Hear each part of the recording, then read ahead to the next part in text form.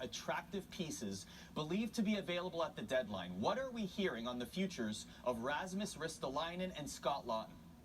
Well, Arda, every time I talk to their GM, Danny Briere, he always tells me he's doing what's best in the long-term interest in mind, and they're still in a rebuild. So, yes, they are looking to make trades, but they're not trading guys away for anything. On Rasmus Ristolainen, I do think a holdup is they don't want to retain any of his $5.1 million salary, and so we'll see how many teams are out there.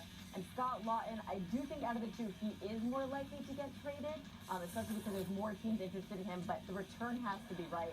But again, on Scott Laughton, I do think that they are potentially preparing for a trade, especially with John Tortorella saying yesterday, we love Scotty, but you can't fall in love with him. All right, to another team in the Metro. Carolina already made their big move, trading for Mikko Rantanen, but it hasn't gone as planned. 3 points in 8 games, and as important, no progress on a contract extension. So what are the chances he could be on the move again before the deadline?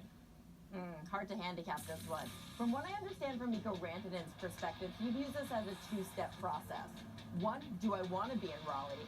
And two, what would that contract look like? And I think that he's still on part one. Now, the Canes, from what I understand, have not given him any time sensitivities of when they need an answer from him.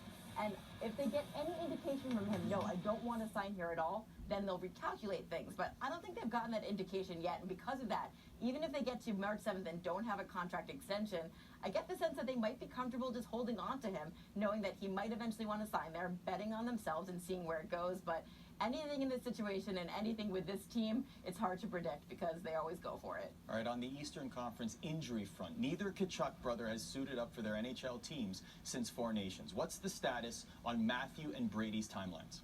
Well, let's start with Brady because that one's less serious. We know he wasn't 100% for the final. And Ottawa's perspective is, let's just get him to 100% so that this isn't something that nags us on the stretch run. He might miss another game, but I do expect him to come back sometime in the next week. On Matthew Palmaris today, did not give an update, even though he did say that Matthew will be gone for at least the weekend. I expect him to be longer than that.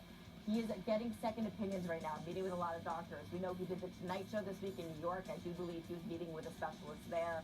This is a very serious injury, and the reason that the Panthers haven't put anything out is because when they do, they want to make sure they get it right. But he is expected to miss a significant amount of time here. Emily, thank you very much. We'll see you on Saturday at the Stadium Series in Ohio. Thank you, Arda.